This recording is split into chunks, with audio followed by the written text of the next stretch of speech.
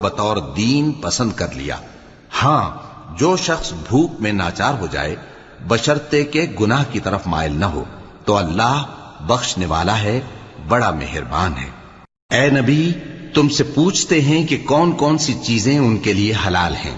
ان سے کہہ دو کہ سب پاکیزہ چیزیں تم کو حلال ہیں، اور وہ شکار بھی حلال ہے جو تمہارے لیے ان شکاری جانوروں نے پکڑا ہو جن کو تم نے سدھا رکھا ہو، اور جس طریق سے اللہ نے تمہیں شکار کرنا سکھایا ہے اس طریق سے تم نے ان کو سکھایا ہو۔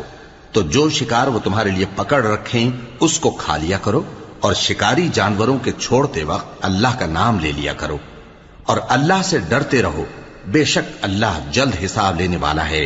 آج تمہارے لیے سب پاکیزہ چیزیں حلال کر دی گئیں، اور اہل کتاب کا کھانا بھی تم کو حلال ہے اور تمہارا کھانا ان کو حلال ہے، اور پاک دامن مومن عورتیں اور پاک دامن اہل کتاب عورتیں بھی حلال ہیں۔